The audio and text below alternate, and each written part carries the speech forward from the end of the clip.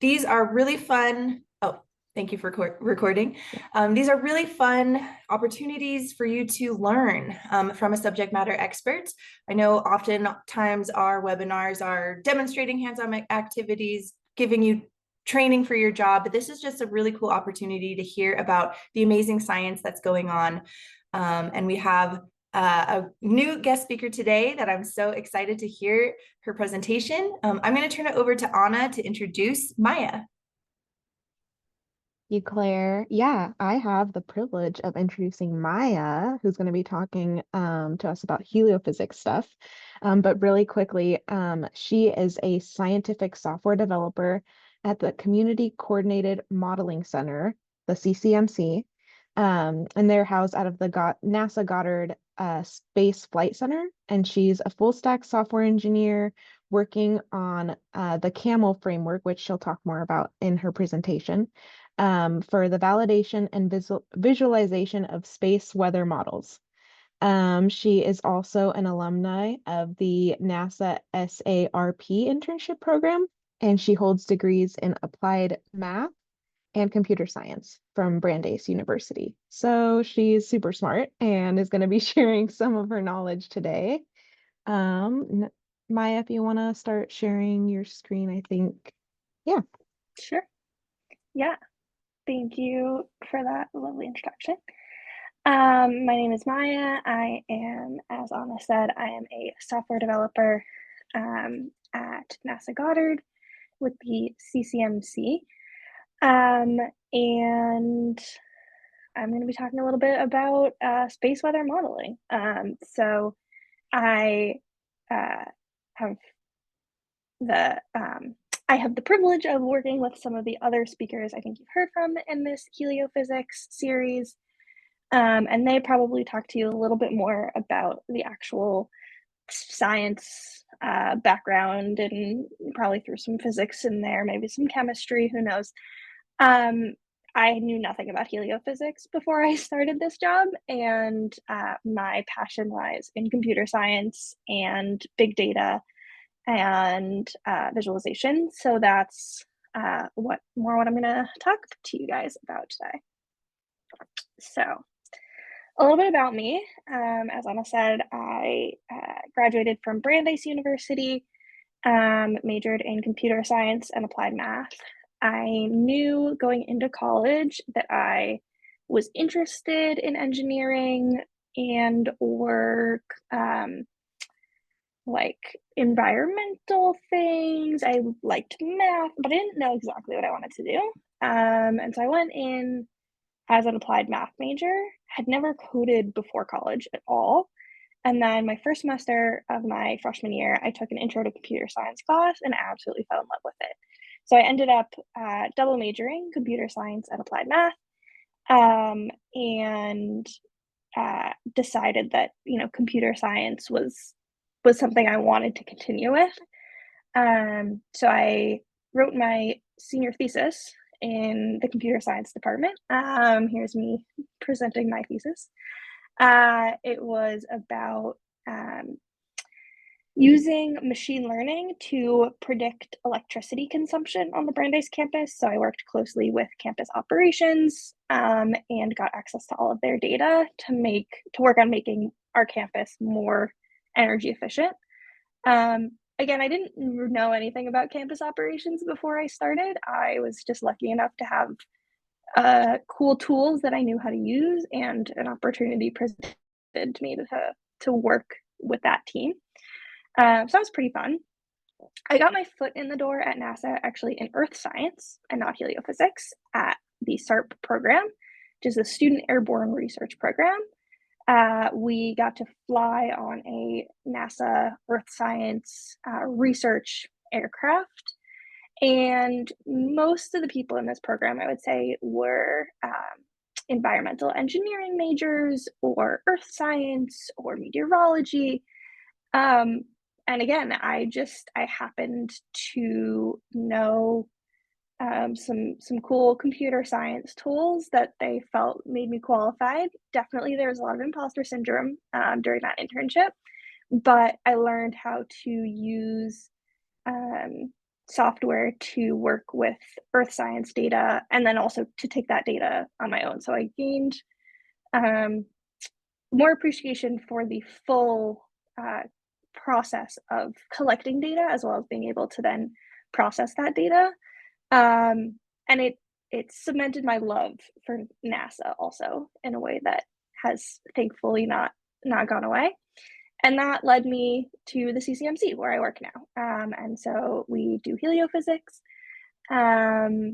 and our main focus is on modeling and data processing and making sure that data is accessible to the broader scientific community.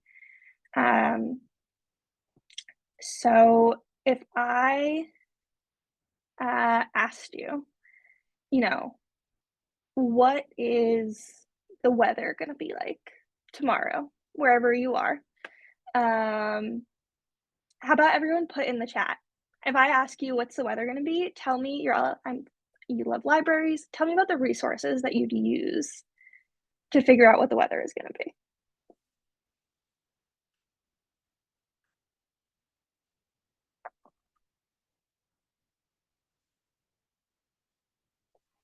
Yep, so we've got weather app, local news.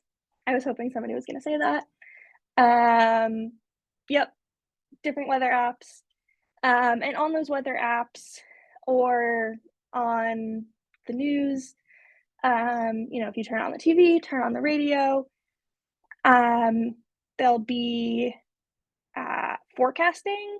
And then if you have visuals, you'll have, sometimes you'll have a radar, sometimes you'll have graph of precipitation or a map of where the cloud cover is going to be. And so the way that I like to explain what we actually do at the CCMC is we work on creating those visuals and those tools, but for space weather instead of Earth weather. So the CCMC both facilitates space weather research, and then we also support space weather operations. So we don't actually do any forecasting, but there are other groups that do. And that's super important for a whole bunch of things that I'll go into a little bit later. But we support groups that do forecasting and other types of analysis by making sure that they have those visualization tools that they need.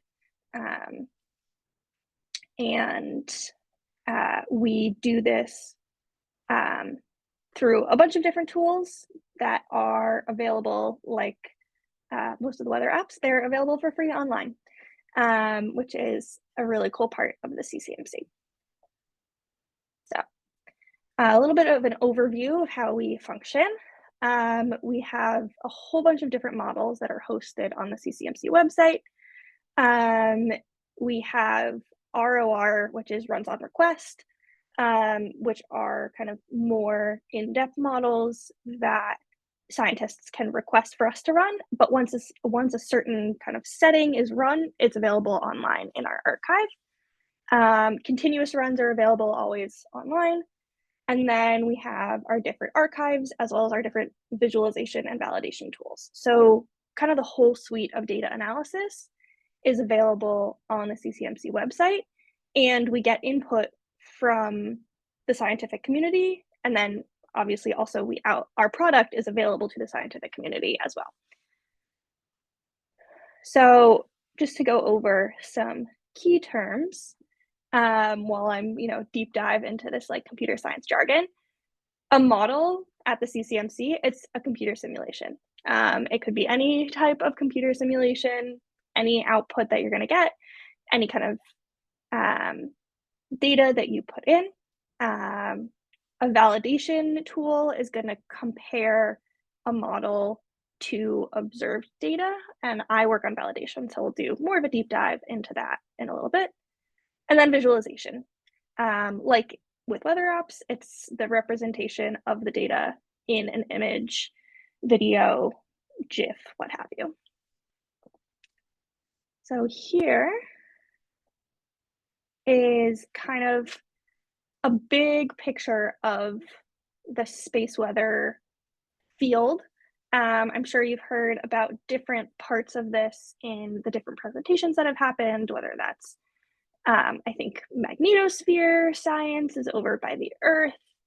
You've got the Aurora folks also over by the Earth. And so this picture, we'll go in a minute to show you all of the different models that we host. But one thing I like to kind of think about when I'm like talking about space weather in general is how we have such a variety of models, because every model is covering a different domain. It has a different spatial scale, and not every model works for, different impacts. So, for example, if I asked you all, how tall are you in feet and inches, you could probably answer. If I asked you how tall you are in centimeters, maybe some of you could answer. If you're, a big fan of the metric system. But if I asked you how tall you are in miles, like, is there anyone who can answer how tall they are in miles without doing the math in your head? Just, off the top of your head, do you know how tall you are in miles or kilometers? Or, millimeters. I mean, that math is easier, but still.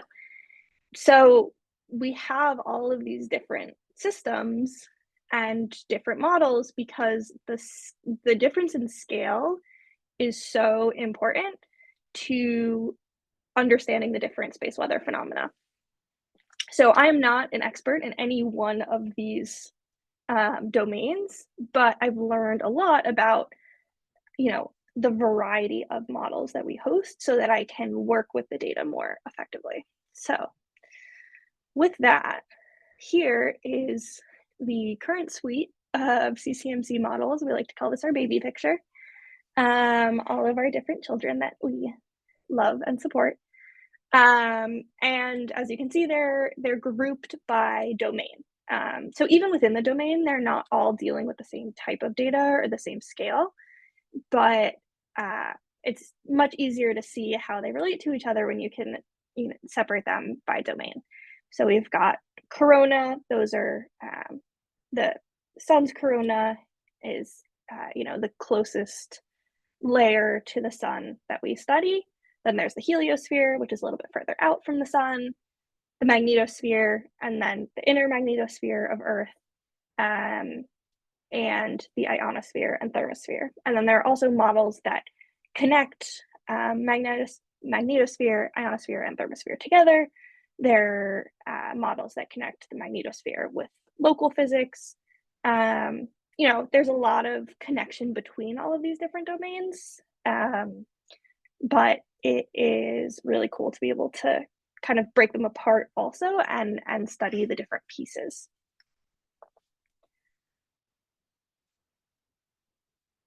So I'm going to tell you about 3 specific tools that we work on at the CCMC that I think are pretty cool. The first one of which is ISWA, which is the Integrated Space Weather Analysis Tool. So as I mentioned before, we have the continuous and runs on request models. So ISWA provides access to the continuous models, and it is a totally customizable space weather dashboard.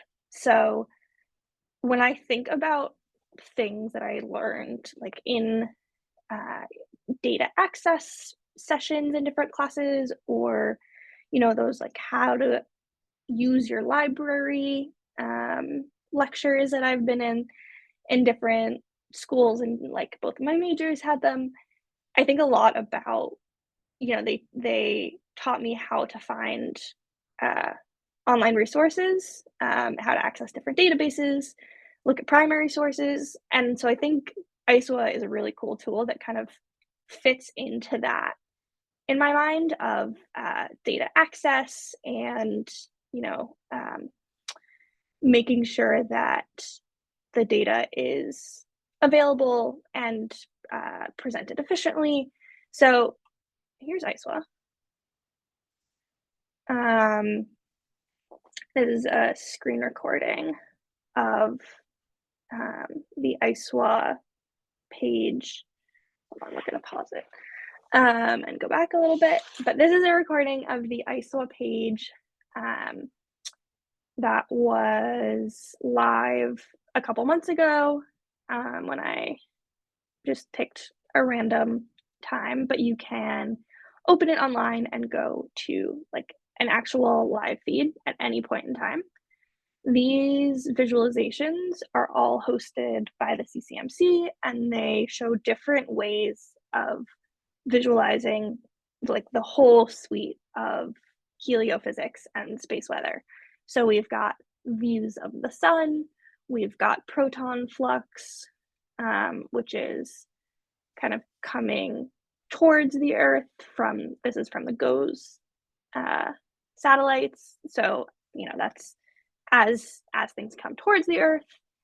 And then we've got solar wind measurements. And now here, I'll keep this playing. And these are all synced up with each other. So as you can see, the time bar is moving. I was worried that was going to happen. You can see the time bar moving, and all of these models are working on the same timescales. So you can look at how different visuals match up with each other and the ways that the different phenomena interact. So this is one of my favorites up here at the top right. This is the ovation prime model, which shows the auroral oval. And so this is a predictor, and then, well, it can be used as a predictor, but it's a live feed of where the aurora will likely be able to be seen. So if we pause it here, this is 5 a.m. and this is where the aurora was more likely to be seen because of the different space weather phenomena that were going on at that time. So it's a whole bunch of really cool visuals, and you can also customize it. So if you go up here to browse in the menu bar, you're able to pick any of the visualizations that we have available. So you could look at just sun observations from SDO, the Solar Dynamics Observatory. You could look at just Earth-facing observations, and you can look at any of the different time periods that we have available as well. So scientists are able to use this to study specific storm time periods. We've had a couple pretty significant storms lately because we are in a solar maximum officially. So the sun is in its most active period. And so we've had a lot of really cool solar activity. And science community wants to be able to look at it and understand it. And what's really cool about solar maximum is that I think it's getting the general public involved as well. People have been able to see the northern lights in places where they wouldn't normally. That's made the news. And so, especially now, having these tools publicly accessible for people who are curious is really, really cool. And I am super lucky to be a part of a team that works on this. So with that being said, I'm going to tell you about what I do specifically, which is the CAMEL tool. CAMEL stands for the Comprehensive Assessment of Models and Events Using Library Tools, silent T, as we say. And it is an open validation framework, which means beginning to end, everything is available publicly. And it is the first validation framework to be able to do this. A lot of our projects are open science projects, and we'll talk more about open science in a little bit, but it's the first validation framework. So CAMEL takes observed data and it takes model data and it compares them in a whole bunch of different ways. And the input data, the source code, and the outputs are all available publicly online. And creating the CAMEL framework is what I have been working on for the last year and a half. So here, I will show you what camel looks like. This is the landing page of the solar wind camel. There are a bunch of different mini camels, is what we call them. We have one on ground magnetic perturbations. We have one on ionospheric ionization. And again, like, I actually don't feel like an expert in any of those things. I could maybe tell you a little bit about each of those different phenomena. But what I do is I work with the data and I make sure that the graphs that we're creating are easy to read, are giving the information that we need, that the graphs match the data that we're inputting, you know, that they look like they should, that the website is easy to use, and that everything is available for the science community. So this is a little video run through of the solar wind prototype of camel. And so you're able to choose what models you're interested in, the time periods you're interested in, and then you get both graphical and statistical representation of the comparison between the model and the observed data. So here at the top was a graph of two models and the observed data, and then you can see the different kinds of skill scores that we compute, you know, an arithmetic comparison of the models with the observed data.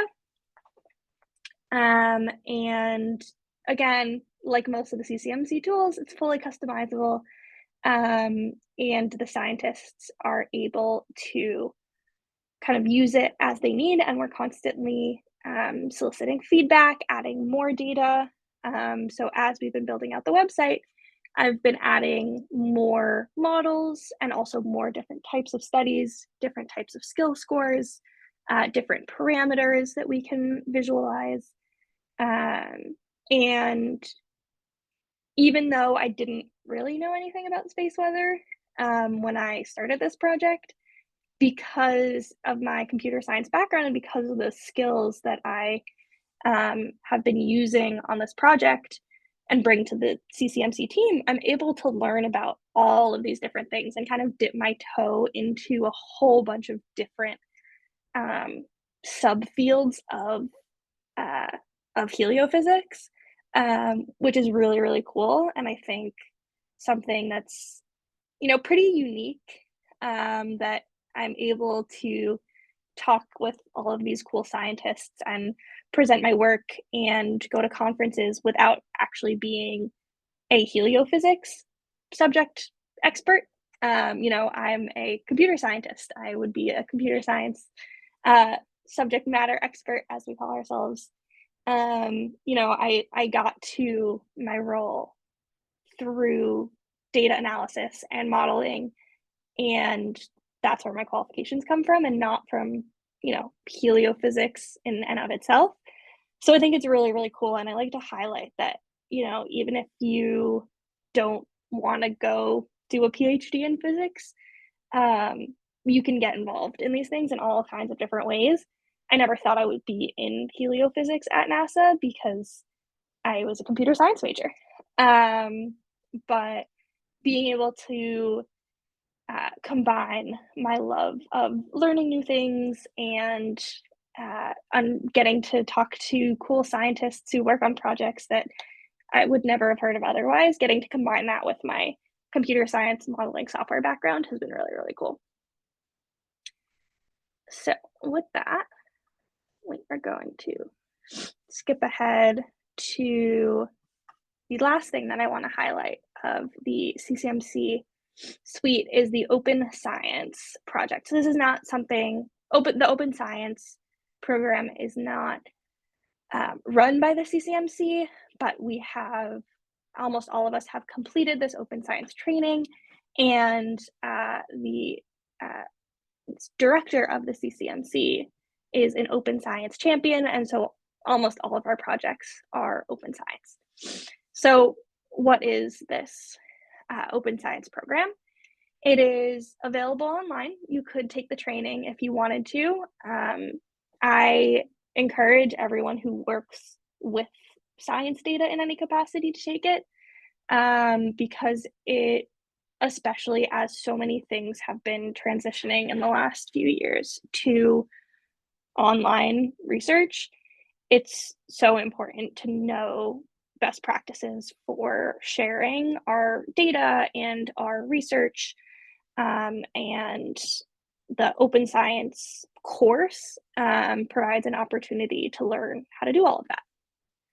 So the three main goals of the Open Science program are, as it says here, accelerate scientific discovery, broaden the participation of different communities, and understanding and adopting open science techniques.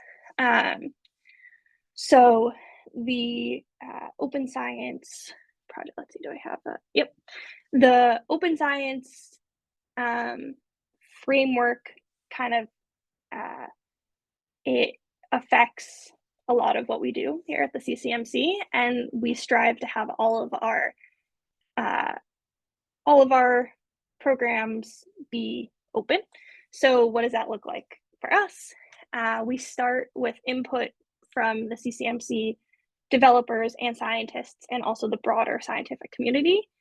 And that goes into the code, and that's where I fit in, is that I'm working on the code with input from the broader scientific community, from our CCMC scientists who are domain experts in all of these different fields. Getting to interact with the broader scientific community, especially at conferences, and hear about what topics people are interested in adding to CAML potentially, or feedback that they have. There's also a feedback form online that anyone can use. And so getting to hear people's ideas about CAML is really cool. And we have, used those to push forward different applications and different updates to CAML.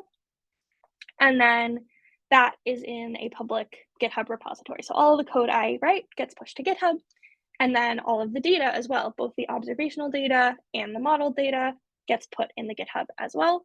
Just making sure that we have the appropriate permissions from the people who actually developed the models, because those are often hosted on the CCMC website, but they're not always actually created by CCMC staff members. Some of them are, some of them aren't. But we make sure that as much as possible, all of those models and output data are available on GitHub as well.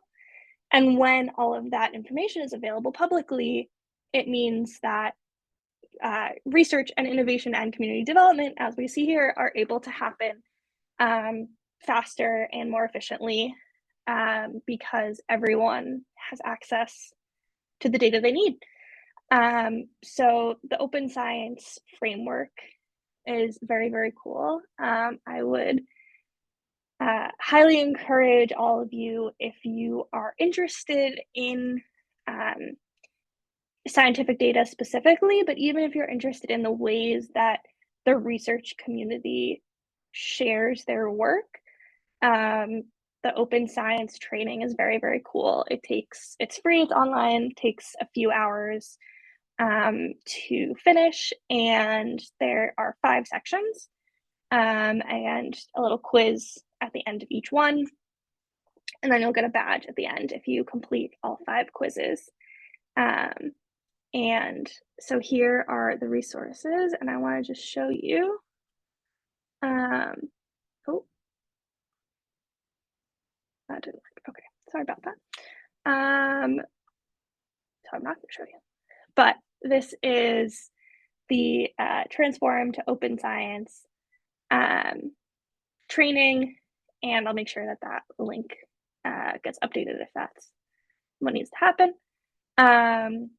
But the TOPS training, I think, is a very cool opportunity and highlights some of the important work that we do at the CCMC about making sure that people have access to data and scientific research. And it kind of demonstrates the importance of modeling and software development in the scientific community. And with that, I think I will open it up for any questions.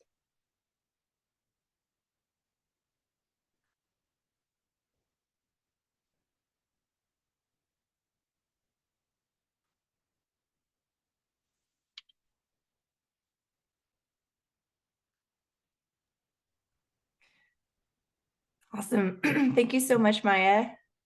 Yeah, if anyone has any questions, feel free to unmute yourself or put them in the chat. I really loved your connection to being a computer scientist opened the door to so many other content areas like the heliophysics. I feel the same as an educator. Those of you on the call who are familiar with my work, my master's degree is in science education, but not necessarily the topics that I present on. And I think it's just such a fun opportunity to have these different professions overlap into other areas of content. It's just very exciting. So yeah, thank you so much for sharing your journey.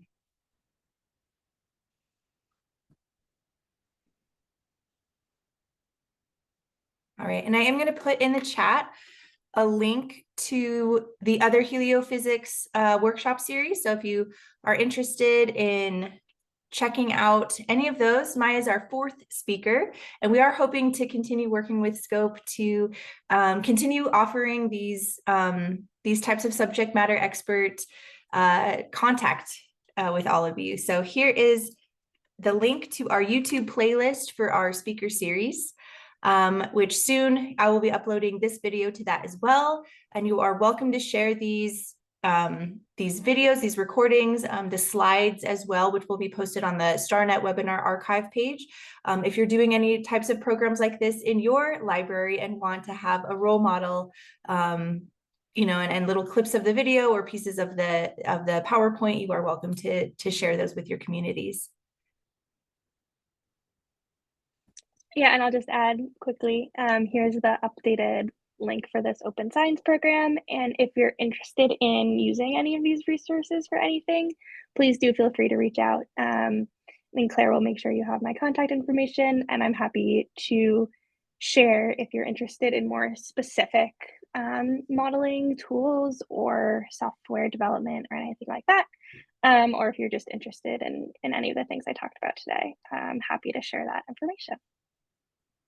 Maya, I do have a question, just like a personal question. I know that computer science, this field, is still one of the STEM fields where women aren't represented very much in it. So what was your experience going through undergrad and then getting your master's degree in computer science in terms of just, your own identity? Yeah, it's a good question. I think super important to talk about. So I actually don't have a master's degree. I have two bachelor's degrees, which is okay. But it, kind of crazy that I ended up here without, any further degrees. And I think a large part of that is due to some incredible role models that I had, starting as early as middle school, and then through high school and college of strong women in STEM fields who made sure that I had the tools that I needed and encouraged me.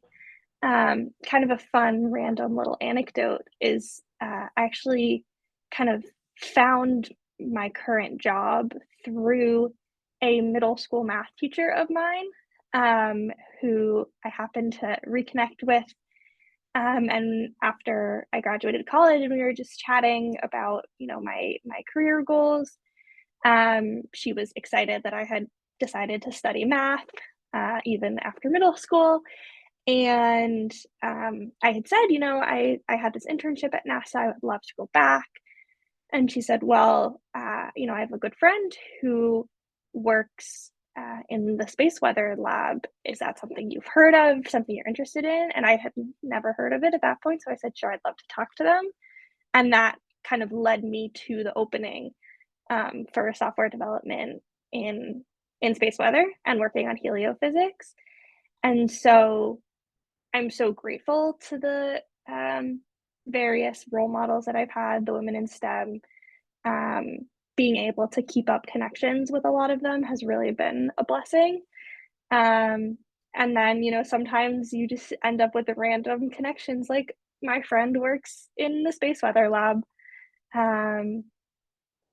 But, you know, definitely those, I feel like I have had people to turn to when I experience those moments of imposter syndrome, and being able to talk to other people who have had similar experiences, has been really, really helpful in my journey. Awesome. Thank you. Yeah, your story really highlights the importance of role models and community. So thank you for sharing. All right, we'll give it one more minute if anyone has any questions.